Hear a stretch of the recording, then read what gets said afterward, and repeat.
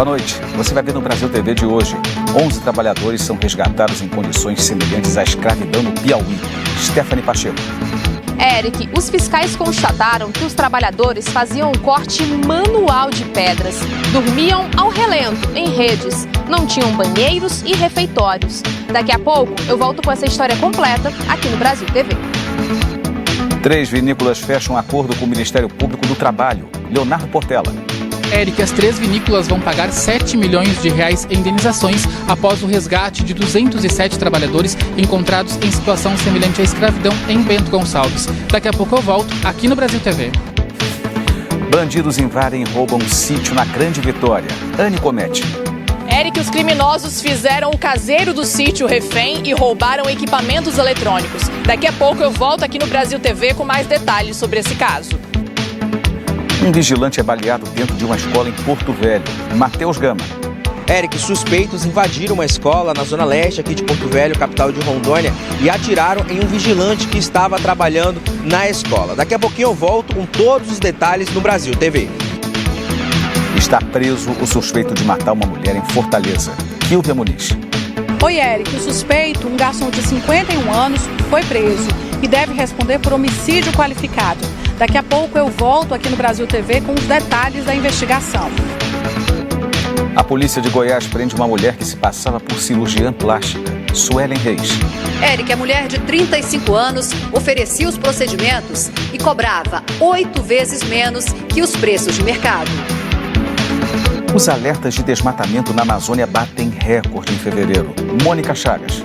Eric, foram 322 quilômetros quadrados de alertas em fevereiro. Um aumento de 62% na comparação com o ano passado. Daqui a pouco eu volto aqui no Brasil TV com os números do INPE. A Justiça de Mato Grosso determina uma intervenção na saúde de Cuiabá. Luiz Gonzaga. Eric, o órgão especial do Tribunal de Justiça de Mato Grosso formou maioria para acatar o pedido do Ministério Público para a intervenção do governo do estado na Secretaria Municipal de Saúde de Cuiabá por 90 dias. Daqui a pouco eu volto com mais detalhes sobre essa decisão. Uma barreira sanitária montada na fronteira com a Bolívia. Evelyn Costa. Eric, todos os veículos que vierem de regiões da Bolívia, onde existam casos confirmados de gripe aviária, vão ser desinfetados antes de cruzarem a fronteira. Já eu volto aqui no Brasil TV para explicar mais sobre essa medida. O aumento do número de casos de dengue assusta na região metropolitana de Belo Horizonte. Hernani Fiuza. Eric, hoje a gente acompanhou um mutirão de limpeza aqui em Betim, na região metropolitana de Belo Horizonte. Daqui a pouco a gente mostra o resultado desse trabalho e a importância dele no combate à dengue. Atenção ao prazo de inscrições do Fundo de Financiamento do Ensino Superior. Robson Moreira. Eric, termina hoje as inscrições para o FIES. Daqui a pouco eu trago mais detalhes aqui no Brasil TV. Hoje é sexta-feira, 10 de março, e o Brasil TV já está no ar.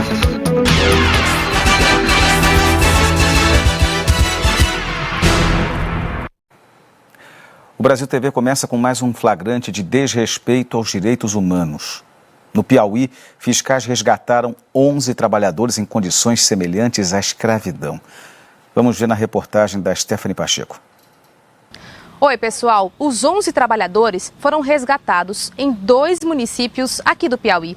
O flagrante foi feito pelos auditores do Grupo Especial de Fiscalização Móvel do Ministério do Trabalho e Emprego em 2 pedreiras no estado. O primeiro caso aconteceu no município de Eliseu Martins, que fica a 488 quilômetros de Teresina.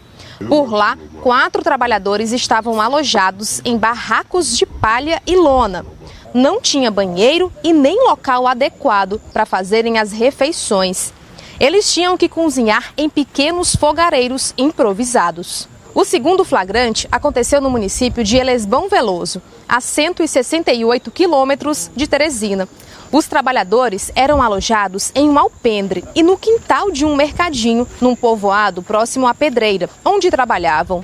As roupas e objetos pessoais ficavam em bolsas e mochilas, espalhadas pelo chão em um ambiente insalubre. Os 11 trabalhadores resgatados estão sendo atendidos pela Secretaria de Assistência Social dos municípios e devem receber 3 parcelas de seguro-desemprego especial. Já os empregadores responsáveis pela exploração das atividades nas pedreiras foram notificados a pagar as verbas rescisórias dos empregados resgatados, o que foi feito durante a fiscalização. No Rio Grande do Sul, 3 vinícolas vão pagar 7 milhões de reais como indenização depois do resgate de trabalhadores em condições semelhantes à escravidão. Leonardo Portela. Oi, Eric. O termo de ajustamento de conduta firmado com o Ministério Público do Trabalho prevê 21 obrigações para as vinícolas Aurora, Salton e Garibaldi. Essas vinícolas contratavam serviços de mão de obra da empresa Fênix Serviços Administrativos e Apoio em Gestão de Saúde Limitada, que é investigada por manter 207 trabalhadores em situação semelhante à escravidão, caso que foi descoberto há 2 semanas em Bento Gonçalves, na Serra Gaúcha. No acordo firmado, as 3 vinícolas se comprometeram em aperfeiçoar a fiscalização em áreas de convivência, nos alojamentos e também para o fornecimento de alimentação de terceirizados. E ainda exigir e fiscalizar o registro em carteira de todos os trabalhadores contratados para a prestação de serviços, assim como os pagamentos de salários e verbas rescisórias. O descumprimento de cada cláusula é passível de multa calculada em R$300 mil por cada uma das obrigações. Dos 7 milhões de indenização a serem pagos pelas vinícolas, 2 milhões serão repassados aos 207 trabalhadores encontrados em situação semelhante à escravidão em Bento Gonçalves. Eles devem começar a receber os valores 15 dias após o Ministério Público do Trabalho receber a lista completa com todos os trabalhadores.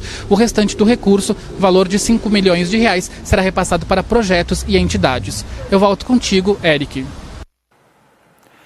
A Aurora disse que a assinatura do acordo é mais um passo para garantir o compromisso com medidas permanentes de promoção de condições dignas e seguras no trabalho. A Garibaldi afirmou que vai atuar de forma efetiva no cumprimento dos direitos humanos e trabalhistas. E a vinícola Salton informou que vai ampliar as boas práticas na cadeia produtiva da uva. 10 criminosos assaltaram um sítio na zona rural da Serra, na Grande Vitória. A Anne Comete acompanha as investigações desse caso. Olá, Eric. O sítio foi invadido por 10 criminosos armados e encapuzados. O caseiro, um homem de 62 anos, foi amarrado e ameaçado durante 5 horas. Ele contou que os assaltantes foram direto para a casa onde ele mora, que fica dentro do sítio, e roubaram aparelhos de som que pertenciam a uma igreja. Os criminosos também arrombaram portas e roubaram mais equipamentos eletrônicos na sede da propriedade. O dono do sítio calcula um prejuízo de R$300 mil. Ele acredita que o assalto foi premeditado. Até o momento, ninguém foi preso. O caseiro estava trabalhando no sítio há apenas 2 dias e disse que, apesar do susto, vai continuar no emprego. Volto com você, Eric. Bandidos invadiram uma escola em Porto Velho e um vigilante acabou baleado. O Matheus Gama tem as informações. Olá, Eric, tudo bom?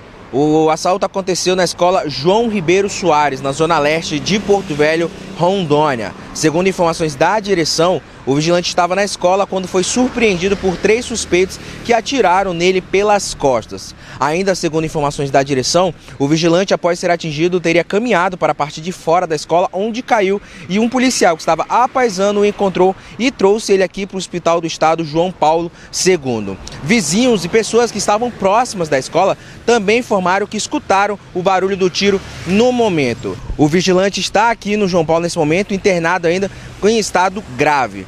Segundo informações da polícia, não se sabe ainda como esses suspeitos entraram ou fugiram da escola. Volto com você.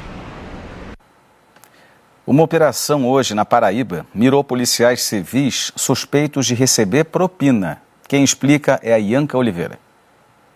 Oi, Eric. Oi para quem assiste o Brasil TV. Essa operação foi batizada de Proditor, realizada pela Polícia Civil em conjunto com o GAECO e o Ministério Público da Paraíba. E esse esquema, segundo a Polícia Civil, funcionava da seguinte forma: para que os agentes não lavrassem os autos de prisão em flagrante dos suspeitos de cometer crime, eles recebiam propina. Propina essa que era coletada por uma advogada usando uma maquineta de cartão que, inclusive, dava para fazer o pagamento parcelado e com juros.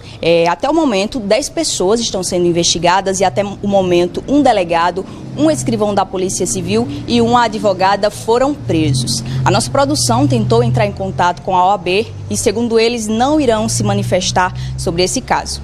Volto com você, Eric. Os bombeiros do Maranhão investigam as causas do incêndio que deixou 2 mortas num shopping de São Luís. Os detalhes com Anice Ribeiro. O Instituto Médico Legal aqui do Maranhão confirmou que o corpo carbonizado encontrado entre os escombros do incêndio que atingiu uma sala de cinema do shopping Rio Anil é o da jovem que estava desaparecida, a Yasmin, de 21 anos. A vítima estava com um namorado no cinema no dia do incêndio e desde então o corpo dela estava aqui no IML, passando por perícia. Corpo de Bombeiros, de acordo com as últimas informações, trabalha na principal linha de investigação de que um trabalho de manutenção no teto das salas de cinema estaria sendo realizado. Esse trabalho de manutenção seria a colocação de uma manta asfáltica que é utilizada para vedar a infiltração de água. Tudo isso ainda está sendo analisado pela perícia criminal também, que atua nesse caso e investiga as causas desse incêndio. Aqui do Maranhão, Anice Ribeiro para o Brasil TV. A polícia de Goiás prendeu uma mulher que se passava por cirurgiã plástica. Quem explica é a Suelen Reis. Oi, Eric, a falsa cirurgiã foi presa em casa quando chegava para fazer os procedimentos. Nesse local, a Polícia Civil encontrou bisturis, material de sutura e até anestésicos usados em cirurgias plásticas. Larissa Plaza Alves adaptou um dos cômodos como consultório. Na prática, ela não obedecia às questões sanitárias obrigatórias para esse tipo de atividade. De acordo com a Polícia Civil, Larissa não tinha alvará para realizar os trabalhos em casa. E mesmo se tivesse concurso de medicina, ela não poderia fazer os procedimentos. O que chamou a atenção da polícia foram as fichas dos pacientes que essa mulher atendia. Nos prontuários, tinha uma logomarca do Sistema Único de Saúde, apesar dela não ter nenhum convênio com o SUS. A polícia diz que Larissa tem apenas um curso técnico para aplicação de piercing, mas ela fazia cirurgias plásticas de correção de orelha, retirada de cicatrizes no rosto e até de correção de flacidez na barriga.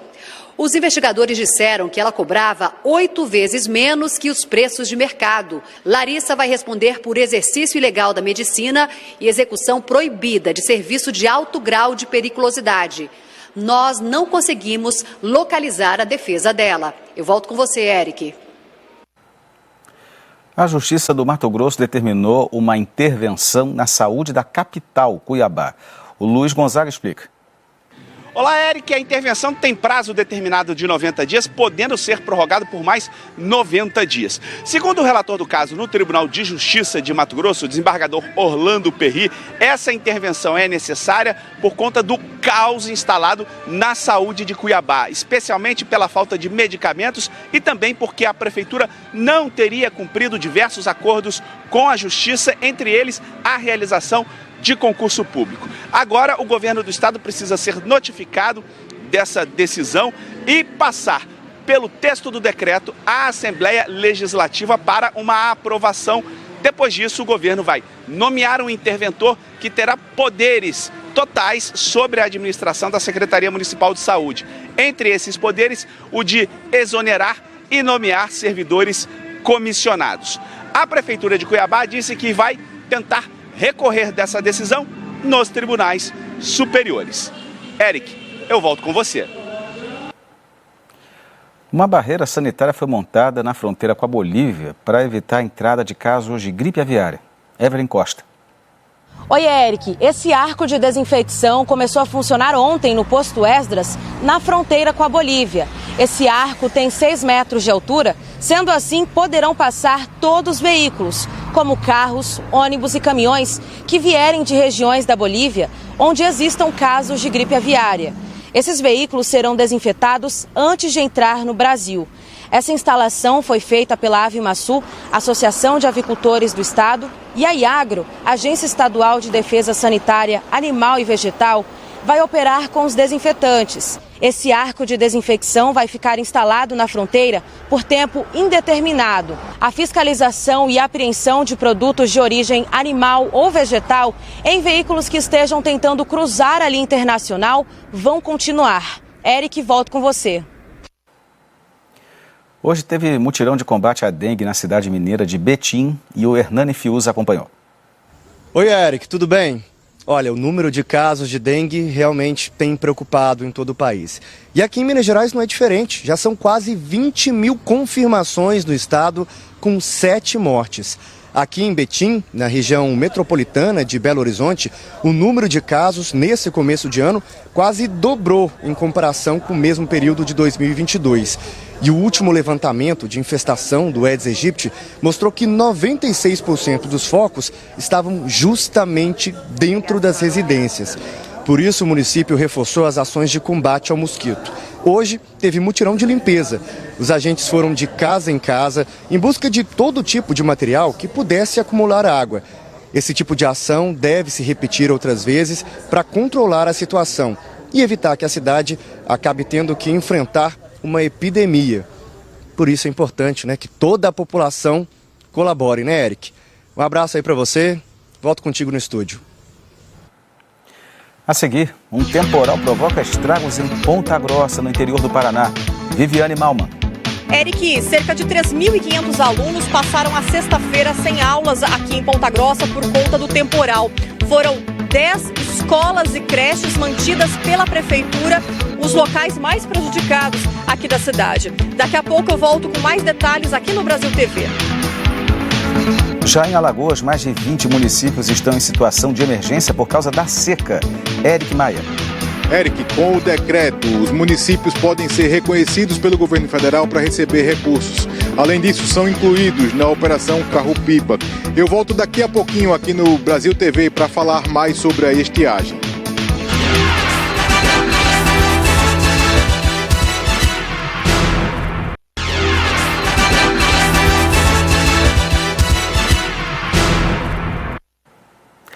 A chuva provocou estragos no interior do Paraná. O temporal provocou alagamentos e suspendeu aulas em Ponta Grossa. Os detalhes com a Viviane Malman.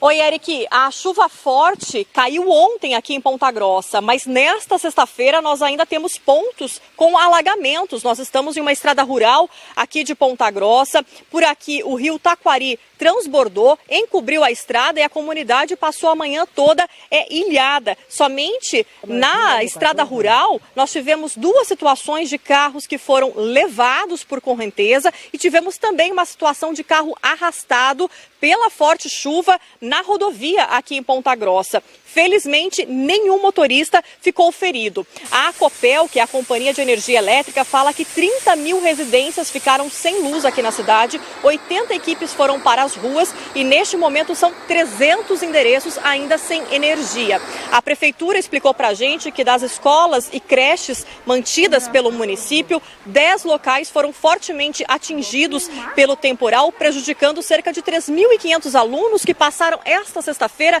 sem aulas aqui na cidade. 5 postos de saúde não conseguiram aplicar vacinas nesta sexta-feira por conta da falta de energia elétrica. E segundo bombeiros e defesa civil, foram mais de 55 chamados na cidade. E aí nós tivemos quedas de muros, de árvores, destelhamentos, inundações e casas alagadas, em que famílias tiveram que deixar suas residências. Eu volto contigo, Eric. Em Palmas, a chuva em fevereiro superou a média dos últimos 30 anos. William Alves. Olá, Eric. Muita chuva aqui em Palmas. Os dados são do Instituto Nacional de Meteorologia, que mostram que na capital do Tocantins foram 14 dias de chuva no mês de fevereiro, o que representa um total de 279,7 milímetros de chuva. Número que está acima da média dos últimos 30 anos, que é de 260 milímetros. Ou seja, o saldo positivo é de um volume de 19,7 milímetros de chuva. Ainda conforme o Instituto Nacional de Meteorologia, o maior acumulado de chuva em 24 horas foi registrado no dia 12 de fevereiro, com 45,8 milímetros. As chuvas vieram acompanhadas de ventos fortes que derrubaram várias árvores pela cidade. A Avenida Teotônio Segurado, uma das principais aqui da capital, teve pontos interditados por causa de alagamentos. Segundo o Corpo de Bombeiros, não houve emergências relacionadas aos temporais. Eric. Já em Alagoas, o problema é a seca. O governo do estado decretou situação de emergência em 24 cidades. Eric Maia. Oi, Eric. O governo estadual decretou situação de emergência por conta da estiagem em 24 municípios alagoanos. Com o decreto estadual, os municípios podem ser reconhecidos pelo governo federal para receber recursos e serem incluídos na Operação Carro-Pipa, que é coordenada pelo Ministério do Desenvolvimento Regional em parceria com o Exército Brasileiro. A seca já dura alguns meses em municípios do Agreste e no Sertão de Alagoas. A retomada da operação no estado com o fornecimento de água potável para a população era uma cobrança antiga das prefeituras e que já era recomendada pela Defensoria Pública da União.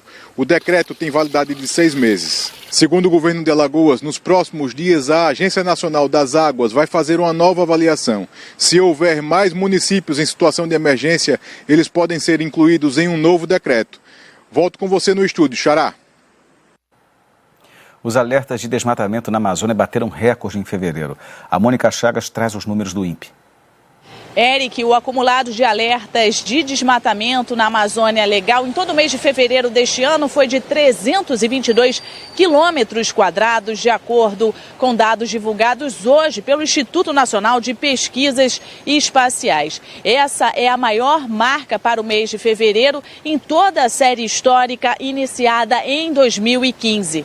O número equivale aproximadamente ao tamanho da cidade de Fortaleza em área. Segundo os dados do INPE, o Mato Grosso foi o estado com maior área sob alerta de desmatamento, 162 quilômetros quadrados. Os alertas foram feitos pelo Sistema de Detecção de Desmatamento em Tempo Real, que produz sinais diários de alteração na cobertura florestal para áreas maiores que 3 hectares, tanto para áreas totalmente desmatadas como também para aquelas em processo de degradação florestal. Eric. Na semana em homenagem às mulheres, infelizmente nem todas as notícias são boas. Em Fortaleza, um homem foi preso suspeito de matar uma mulher numa discussão. Kilvia Muniz.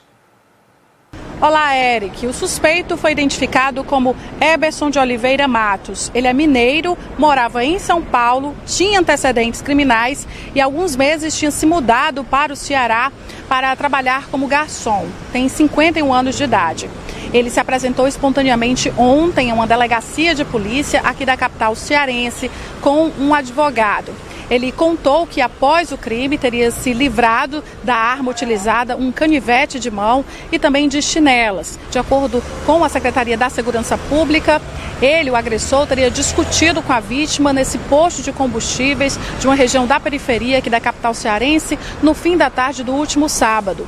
Toda a cena foi flagrada por imagens de vídeo monitoramento do posto de combustíveis. É possível perceber o momento em que a mulher vai até ele. O que acontece, segundo a polícia? Ela teria iniciado uma discussão porque teria se incomodado com o fato de ele estar falando muito alto ao celular. O Eberson estava no telefone conversando com parentes de outros estados. E aí ela pediu para ele falar mais baixo. Isso foi o suficiente para se iniciar uma discussão. Ele, portanto, deve responder por homicídio qualificado por motivo torpe e segue preso aqui em Fortaleza. Volto com você, Eric. Em Salvador, uma feira de saúde dedicada exclusivamente a mulheres atraiu uma multidão para a Arena Fonte Nova. Lisboa Júnior. Olá, amigos do Brasil TV. Essa é a 5ª edição da Feira Março Mulher, que acontece no estacionamento do estádio da Fonte Nova, em Salvador. Os serviços mais procurados aqui são exames de ultrassonografia e consulta com oftalmologia. Estão sendo oferecidos serviços médicos nas especialidades de mastologia e ginecologia, além de consultas com o cirurgião geral para o encaminhamento de cirurgias. Aqui na feira, as mulheres podem tirar documentos como o RG e se cadastrarem para o mercado de trabalho. A previsão é de atender mais de 20 mil mulheres até esse sábado. Volto ao estúdio do Brasil TV. Um projeto lançado hoje no Rio vai oferecer cursos profissionalizantes para mulheres. Diego Aidar. Oi, Eric, tudo bem? São vários cursos, como reciclagem para fazer o lixo virar dinheiro, tem ainda maquiagem, manicure, tranças, tem ainda oficinas de marketing digital para usar a internet para ganhar dinheiro e também curso de MEI, para aprender a se formalizar, virar um microempreendedor digital. Todas as oficinas são de graça. Para se inscrever tem que vir até aqui o Campo do Adriano, que fica no Complexo da Penha. As aulas começam já na segunda-feira e, reforçando, são todas de graça. Participaram do evento de hoje a ministra da Igualdade Racial, Aniele Franco, o ministro do Desenvolvimento Social, Wellington Dias, a presidente da Caixa Econômica Federal, Rita Serrano, e a primeira-dama, Janja. Esse projeto é uma parceria da Caixa Econômica Federal com a CUFA, que é a Central Única das Favelas. Com você. Termina hoje o prazo de inscrição para o FIES. Quem conta é o Robson Moreira. Oi, Eric. Termina hoje as inscrições para o Fundo de Financiamento ao Estudante do Ensino Superior, o FIES. Os estudantes podem se inscrever em até 3 opções de curso. Alguns pré-requisitos para aderir ao financiamento, como ter participado do Enem entre 2010 e 2022 e possuir renda familiar mensal bruta per capita de até 3 salários mínimos. O FIES é um programa do governo federal que paga as mensalidades dos cursos de graduação em instituições privadas de ensino superior. A inscrição pode ser feita pelo site do FIES, é o www.fiesseleçãoaluno.mec.gov.br. Os resultados devem ser divulgados na próxima terça-feira, dia 14 de março. Eric, eu volto com você. Você encontra o caminho para fazer a sua inscrição no FIES lá no g1.com.br. A gente fica por aqui. Outras notícias logo mais no Jornal Nacional às 8h30 da noite, hora de Brasília. Excelente noite e um fim de semana melhor ainda.